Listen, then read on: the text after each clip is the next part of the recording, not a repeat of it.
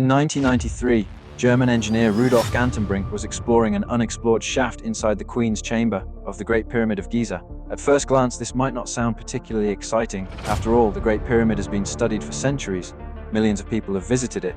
Countless researchers have explored its passages and chambers. So what could possibly be left to discover?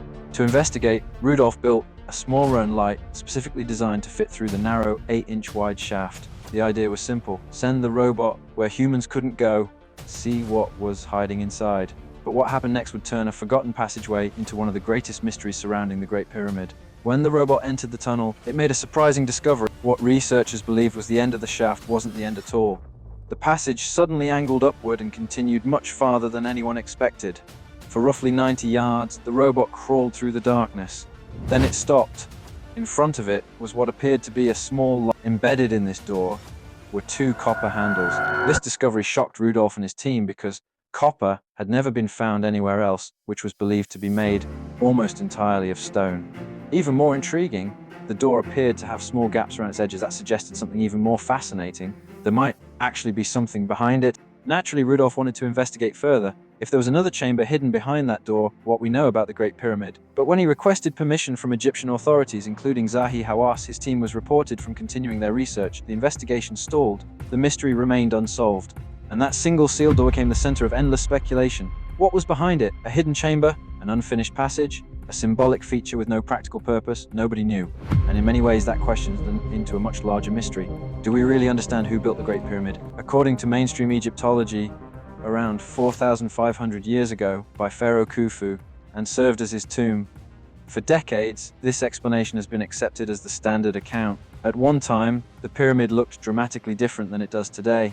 Instead of the rough, stepped appearance it was covered in smooth white limestone casing stones that reflected sunlight across the desert. At the very top sat a cap's believed may have been covered in gold. Imagine standing miles away and seeing a giant white structure shining under the Egyptian sun. It would have been one of the most impressive sights on Earth. But critics point out several problems with the traditional explanation. The first involves the purpose of the pyramid itself. If it was truly Khufu's tomb, where is Khufu? No mummy of Khufu has ever been found inside the pyramid. In fact, no mummy has ever Egyptian pyramid. Supporters of the Khufu theory often point to inscriptions bearing his name found inside the structure. However, critics argue they appear to be painted rather than carved into the stone. There are also no hieroglyphs carved in interior walls of the Great Pyramid, no detailed construction records, no instructions, no explanations describing how such a structure was built. And that brings us to the engineering itself, because regardless of who built it, the Great Pyramid remains one of the most extraordinary. The pyramid contains roughly 2.3 million limestone blocks. Many weigh several tons. Some interior stones weigh as much as 80 tons. To put that into perspective, an 80-ton stone weighs more than many modern military tanks. Yet thousands of years ago, these stones were somehow quarried, transported, lifted, and positioned with remarkable. Some of the largest blocks were transported hundreds of miles from southern Egypt. What's remarkable is that this construction supposedly occurred before the widespread use of the wheel in the region.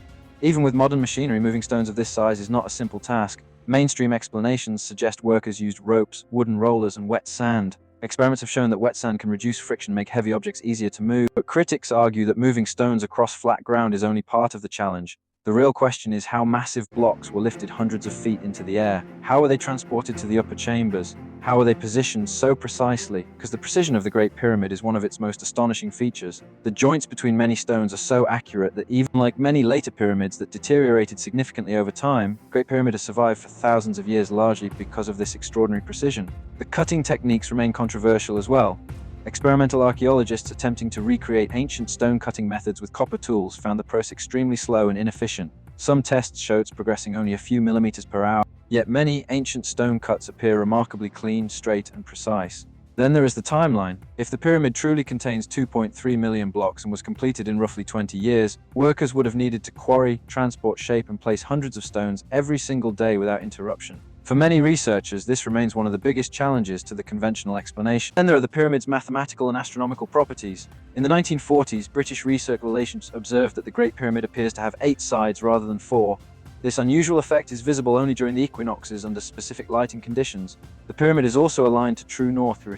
Researchers have noted mathematical relationships involving golden ratio throughout its dimensions. Some claim this number links the pyramid dimension to Earth's rotation, astronomical cycles. Whether intentional or incidental, these observations suggest the Great Pyramid was far more than a tomb. The stars. Researcher Robert Bauval proposed that the three stars of Orion's belt, the striking similarity in positions and sizes, suggests to many that builders intentionally aligned the.